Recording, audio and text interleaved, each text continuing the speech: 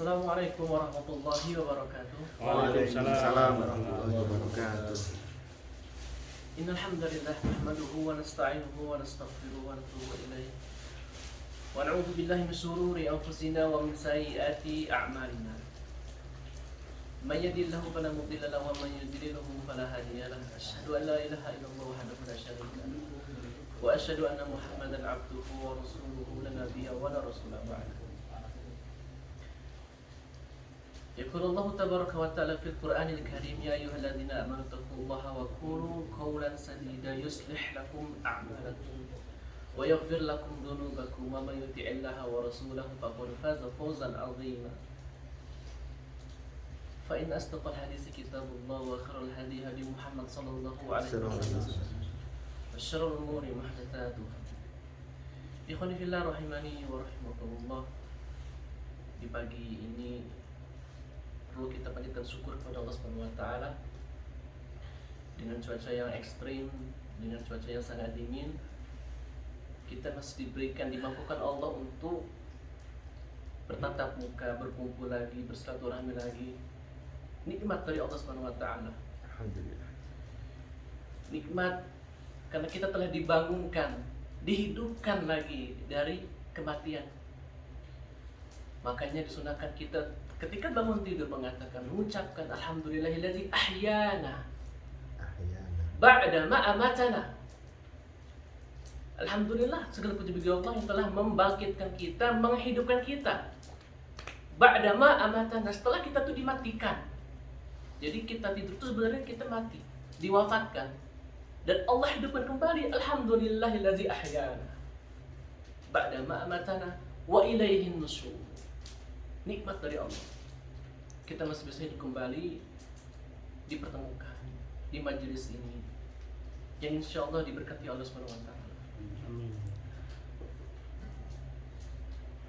Cuaca yang dingin pagi ini kita rasakan merupakan sebuah tanda-tanda kekuasaan, keesaan Allah. Inna fi khalqis samawati wal ardi wa ikhtilafil laili wan nahar la ayatin ulil albab. Sesungguhnya dalam penciptaan langit dan bumi, pergantian malam dan siang, pagi dan sore, terdapat tanda-tanda kebesaran Allah bagi ayat, bagi ulul albab, bagi orang yang berpikir. Sinar matahari, pancaran sinar matahari yang kita rasakan, hangatnya yang kita rasakan saat ini, itu bukanlah sinar matahari yang dipancarkan saat ini sekarang, bukan. Maksudnya yang kita rasakan hangatnya saat ini itu bukanlah sinaran pancaran matahari yang dilampiaskan sekarang, bukan, tapi itu pancaran sinar matahari 8 menit yang lalu. Karena kecepatan matahari ke bumi 1.500 juta kilometer per detik. Masya Allah, yang artinya butuh waktu 8 menit untuk sampai ke bumi. Bahkan ada bintang yang jarak itu 8 tahun perjalanan. Jadi kalau kita lihat bintang di malam hari itu sebenarnya itu 8 bintang 8 tahun yang lalu baru sampai ke bumi Cahayanya. Inna fi dzalika laayatin liulil albab. Salawat dan salam semoga tetap tercurahkan kepada bimbingan kita, guru besar kita, Mujahidin sallallahu alaihi wasallam Muhammad bin Abdullah. Berkat dakwahnya, berkat jasanya hingga kita bisa berkumpul merasakan nikmat Islam hingga saat ini. Ikhwani yang dirahmati oleh Allah Subhanahu wa taala, semua insan, semua kita, kullu wahid kita, semua kita pernah merasakan yang namanya masalah. Setiap kita pernah merasakan masalah, bahkan sampai di titik terendah atau bahasanya dalam titik nadir. Titik nadir itu kondisi manusia berada di titik terendah dalam masalah. Yang mana kalau kita berada di posisi ini itu perlu ditanyakan kemanusiaannya.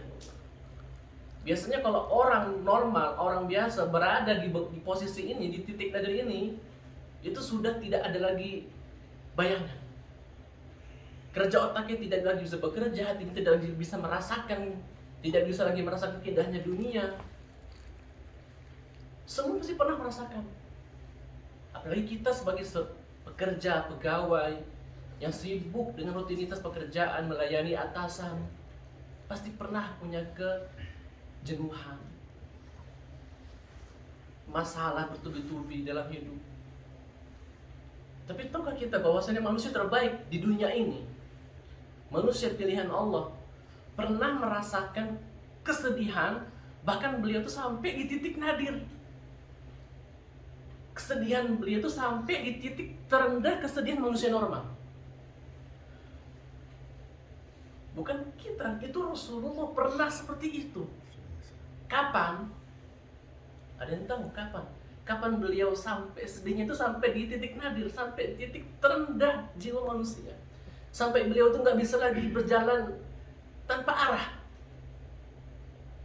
Ketika ditinggalkan orang-orang yang dicintai. Paman sama istri. Betul, tapi ada lagi yang lebih dari itu. Kahoi mengatakan sedihnya ketika wafatnya Abu Thalib, wafatnya Khadijah. Betul sedih, tapi ada yang lebih dari itu. Ada yang tahu? Sedihnya sang baginda, sedihnya sang Nabi Allah. Peristiwa Uhud sedih banget. Wafatnya Hamzah, kalahnya kaum muslimin, itu membuat Rasulullah sedih.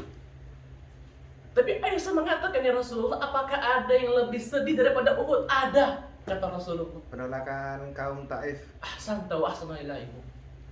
Kata Rasulullah, Yaumut Taif, hari di mana aku berdakwah di Taif, itu kisahku paling sedih, bahkan lebih sedih dari Uhud. Mengapa? Karena Rasulullah di Taif ini kalau saya ceritakan secara detail, kita akan sedih, mungkin sesedih beliau. Ya. Pasca wafatnya pamannya ini benteng dakwahnya beliau. Istri tercinta beliau, Khadijah, anaknya Khuwailid. Abu Thalib meninggal di tahun ke-10 kenabian. Yang artinya ketika itu usia Nabi 50 tahun. Tahun 10 kenabian. Wafatnya Abu Thalib, wafat istrinya Khadijah. Rasul merasakan tidak ada lagi tempat backingan. Selama Abu Thalib masih hidup, beliau bisa berdakwah ke kaum Quraisy, ada ini backing di belakang, ada bentengnya, ada Abu Thalib menjaga, melindungi. Tapi ketika dia wafat, siapa yang bisa melindungi Nabi Muhammad?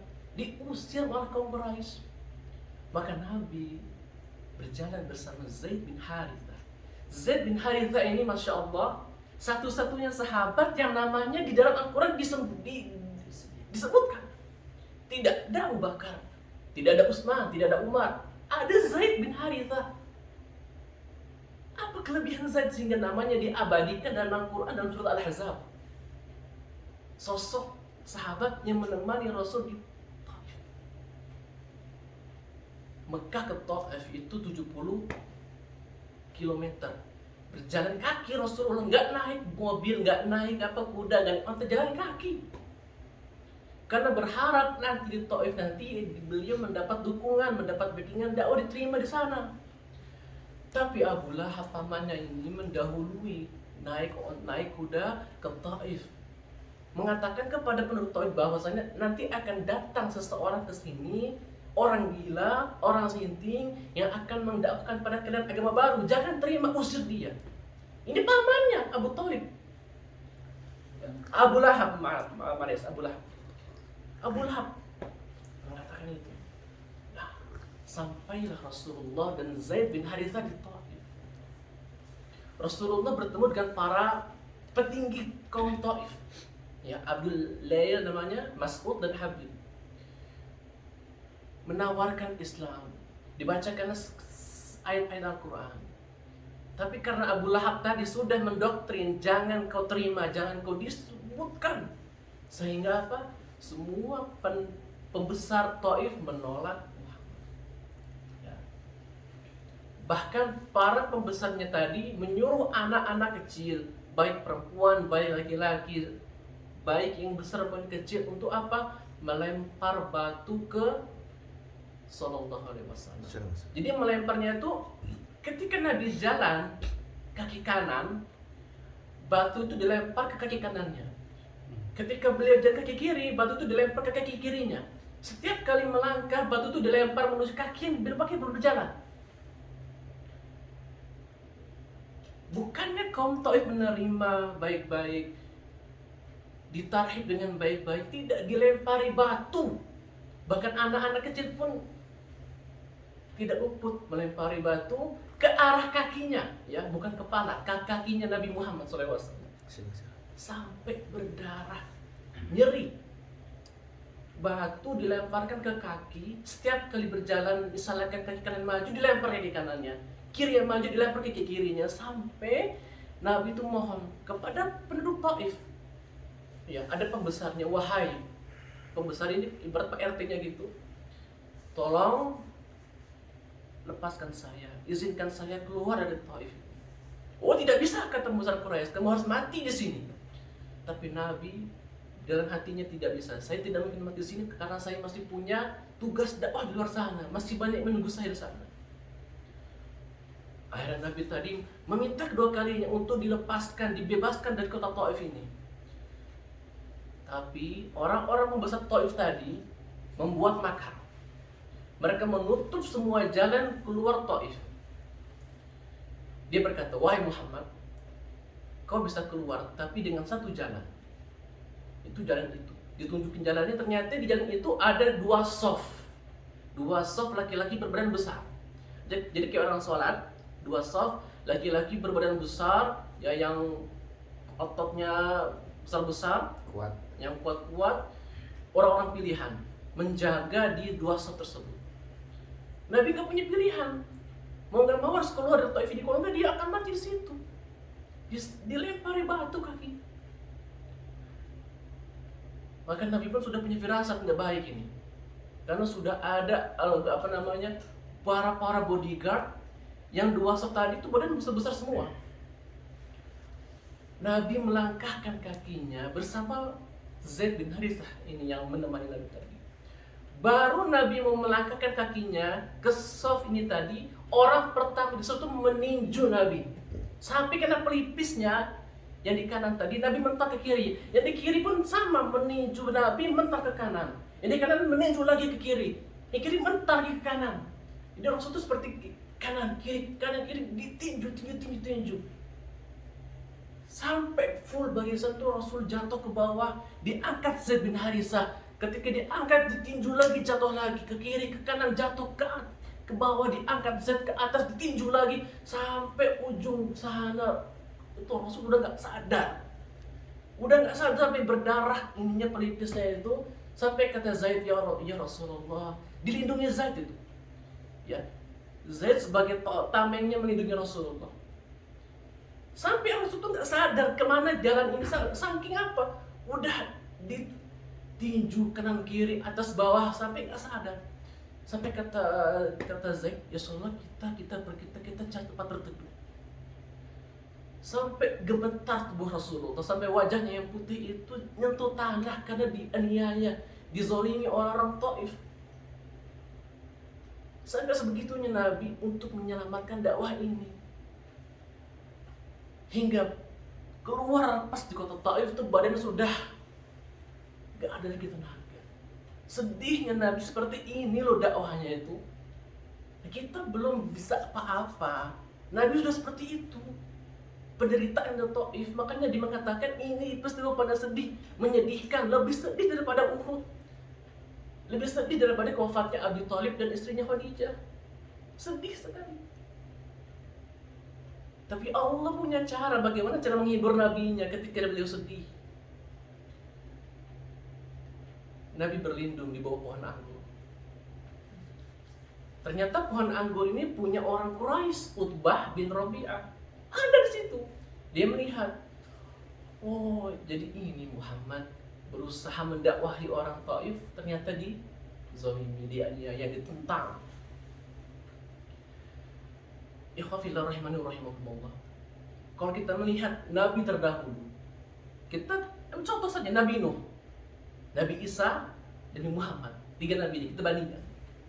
Nabi Nuh ketika ditentang dakwahnya oleh kaumnya, ketika kaumnya menolak dakwahnya, Nabi Nuh berdoa, ya Allah, dalam surat Nuh diabadikan doa Nabi Nuh, la tadhar 'alal ardi minal kafirina dayyar. Ya Allah, jangan kau tinggalkan, jangan kau sisakan orang-orang kafir ingin bumi ini, jangan kau sisakan, binasakan mereka semua. Allah kabulkan, Allah turunkan hujan, banjir bandang, habiskan semua orang kafir.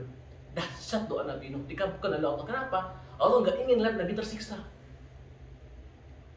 Nabi berdoa, la tadhar 'alal ardi minal kafirin dayyara. Jangan kau tinggalkan, jangan kau sisakan orang kafir di muka bumi ini, satu pun, binasakan semua oleh Allah.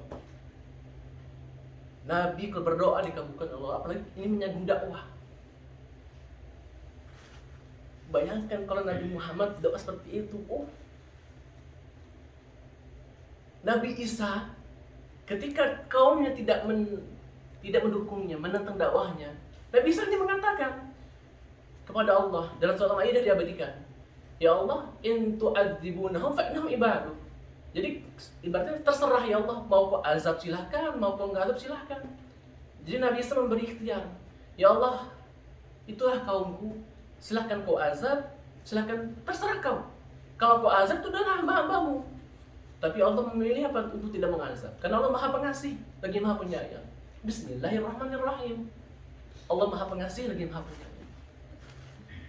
Tapi Nabi Muhammad cintanya kepada umat ini tidak meminta doa seperti doa Nabi Nuh, tidak. Datang malaikat Jibril bersamanya malaikat gunung. Ketika Rasulullah di bawah pohon anggur itu didatangi malaikat, ya Rasulullah, tunjuk gunung mana yang kau suka. Gunung terbesar di Jazirah Arab ini, tunjuk satu saja biar aku gunung ini aku hempaskan kepada penduduk Taif biar mati semua. Kalau manusia biasa kita mungkin oh iya binasakan itu. Tapi Nabi tidak. Cintanya kepada umat ini bila mengatakan asa an yakhruju min aslabihim man ya'budullah. Cintanya Nabi kepada umatnya tidak, aku berdoa kepada Allah supaya keluar dari keturunan mereka orang-orang yang menyembah Allah nantinya. Cintanya Nabi kepada umatnya seperti itu.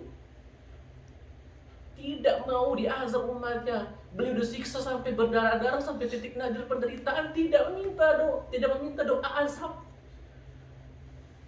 Tidak, cinta Nabi pada umatnya luar biasa. Bahkan dalam hadis Rasulullah minta pada Allah, ya Allah, jangan kau azab umatku seperti umat-umat terdahulu. Jangan ya Allah. Jangan kau azab umatku ini seperti umat-umat Nabi terdahulu. Jangan ya Allah. Bahkan nanti di hari kiamat Rasulullah saking cinta kepada umatnya dipanggil ummati, ummati. Umatku kemarilah, umatku kemarilah. Cintanya Nabi kepada kita.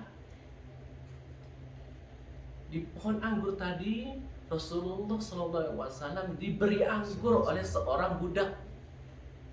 Budaknya Utbah bin Rabi'ah. Diberi anggur. Budak ini bernama Adas, Ain Da Alif Sin, Adas. Diberi anggur. Ketika anggur ini diberi pada Rasulullah, Rasul mengatakan Bismillah. Kaget si Adas. Apa yang kau katakan? Bismillah. Iya. Siapa engkau, kata Adas? Mengapa engkau mengatakan ini sedangkan Ahlu Taif tidak pernah mengatakan Bismillah ketika mengambil makanan? Terus kata Rasulullah, saya bukan dari Taif, saya dari Makkah. Sesungguhnya perkataan Bismillah tidak pernah dipakai oleh ahli Taif. Kemudian Rasul mengatakan, engkau siapa dan dari mana? Aku Adas dari Ninawa. Kata Rasul, Ninawa Qaryatu Yunus bin Matta. Ninawa itu adalah kampungnya Nabi Yunus bin Matta. Adas kaget, kau kenal Yunus bin Matta? Ya, Yunus akhi. Karena Nabi Yunus adalah saudaraku, kata Rasulullah. Karena Nabi itu bersaudara nasabnya. Maka Adas pun mencium kepala Nabi, mencium tangan Nabi, bahkan mencium kaki Nabi. Sampai dilihat kepada majikannya, mengapa budakku ini mencium tangan Nabi Muhammad? Nah, ketika Nabi ini bersandar di bawah pohon anggur, sikunya itu membekas. Nah, karena bekasnya inilah dibangun masjid. Siku dalam bahasa Arab namanya apa? Siku bahasa Arabnya Ko'. Maka dibangunlah masjid Ko' di posisinya di Taif saat ini. Kecil masjidnya. Dan posisi tadi bertemu dengan Adas pun dibangun masjid namanya Masjid Adas. Rasul pulang ke Mekah. Ya, Mekah. Setelah dakwah tidak terima oleh penduduk Taif, pulang ke Mekah. Perjalanan pulang ke Mekah tadi Rasulullah mendapat wahyu surat jin. Qul uhiya ilayya annahu istama'a nafarun minal jin. Ternyata penduduk Taif tidak menerima dakwah. Manusia tidak menerima dakwah Rasul, tapi jin bangsa jin mendengar Quran yang dibacakan Rasulullah. Karena Rasulullah ketika menuju Mekah, beliau baca Quran. Bacaan itu didengar oleh bangsa-bangsa jin. Masuk Islam jin tersebut. Bahkan masuk Islamnya itu tempatnya dibangun masjid jin di Mekah, ada sekarang. Silahkan dikunjungi, masjid jin namanya. Masuk Islam jinnya. Hanya mendengar perkataan yang mulia, perkataan Al-Quran. Inna sami'na Qur'anan ajaba. Kami takjub dengan Quran dibacakan Rasulullah. Masuk Islam jin tersebut. Rasulullah yang tadinya sedih, bahagia, tapi belum bisa menyembuhkan sedihnya. Bahagia sangat karena masuk Islamnya jin. Ketika dakwahnya ditolak manusia, kaum jin menerima dakwah Rasulullah. Sampai Rasul di Mekah, Allah hibur nabinya. Allah punya cara sendiri bagaimana menghibur nabinya. Kalau kita punya masalah, kita punya cara. Saya mau hiburan lah, menghilangkan kesedihan. Tapi Rasulullah sedih, Allah langsung menghiburnya. Dengan apa? Allah utus Jibril di malam hari. Untuk apa? Untuk refreshing. Keluar negeri. Bahkan keluar angkasa. Refreshing Rasulullah. Syuf. Bagaimana Allah menghibur nabinya? Diberangkatkan ke luar negeri, ke Aqsa, ke Palestina, bahkan kan tamu-tamu ke Sidratul Muntaha, keluar angkasa menuju Allah. Hiburan, diberi hadiah buraq, hewan tunggangan yang kecepatan yang melebihi kecepatan cahaya. Kalau cahaya itu 300.000 km per detik, lebih dari itu. Sungguh hadiah luar biasa dari Allah pada nabinya. Di malam itu datang Jibril, dibelah hati Rasulullah, dicuci dengan air zam-zam. Ini kedua kalinya, karena Rasul pernah dibelah hatinya pada saat usia 5 tahun. Itu pertama. Yang kedua, pada malam Isra Mi'raj. Datang Jibril, dibelah dadanya, dicuci hatinya, dibersihkan dari sifat-sifat yang jelek. Kemudian dibungkus kembali, persiapan, packing, menuju Masjidil Aqsa. Tidak hanya itu, menjadi imam di Masjidil Aqsa, sholat. Makmumnya itu para nabi. Hiburan bagi Nabi Muhammad SAW. Sampai hilang kesedihan Rasulullah. Diangkat lagi ke Sidratul Muntaha, ke langit, sampai ke langit 7. Setiap langit pertama, kedua, ketiga bertemu para nabi. Hiburan Rasulullah. Allah menghibur nabinya. Dihibur sampai jangan putus asa. Sampailah bertemu dengan Tuhannya. Rasul membawa cenderamata untuk kita semua. Apa cendeраmatanya? Sholat 5 waktu. Sholat 5 waktu itu hadiah buat kita umatnya. Cenderamata itulah hadiah dari perjalanan Rasulullah dari Aqsa Sidratul Muntaha untuk kita semua. Itu cara Allah menghibur nabinya. Itu cara Allah bagaimana agar nabinya ini enggak sedih. Karena masih banyak tanggungan dakwahnya. Hingga sampai saat ini kita bisa merasakan indahnya nikmat Islam, perjuangan Rasulullah. Kalau Rasulullah putus asa, tidak ada Islam. Rasul tidak putus asa, dia terus gigih mendakwahkan Islam sampai saat ini kita merasakan indahnya nikmat Islam dan iman. Alhamdulillah. Semoga ini bermanfaat bagi kita semua. Semoga kita bisa dikumpulkan di hari kiamat bersama sang baginda sallallahu alaihi wasallam yang mencintai umatnya sangat-sangat cinta. Ya, semua kita bisa dikumpulkan di telaga Al-Kautsar, meminum air di Al-Kautsar. Kata Rasulullah, man yashrab fiha la yadma'u ba'daha abadan, kata Rasulullah. Barang siapa yang minum di telagaku ini tidak akan merasakan haus setelahnya selamanya. Semua kita dari kelompok mereka semua. Dan jangan-jangan sekali kita kelompok orang yang diharamkan dari minum telaga tadi. Ada yang diharamkan, kata Rasulullah. Dalam hadis, ada sekelompok orang yang tidak dibolehkan minum air telaga Al-Kautsar. So, mereka yang melakukan perkara baru dalam agama yang tidak diperintahkan oleh Rasulullah, yaitu mereka pelaku bidah melaksanakan sesuatu ajaran yang tidak pernah dicontoh oleh Rasulullah. Mereka lah orang yang diharamkan untuk minum telaga Al-Kautsar. Wa iyyahu billah. Wassallallahu ala nabiyina Muhammad wa ala alihi wa sahbihi ajma'in. Wassalamualaikum warahmatullahi wabarakatuh. Waalaikumsalam.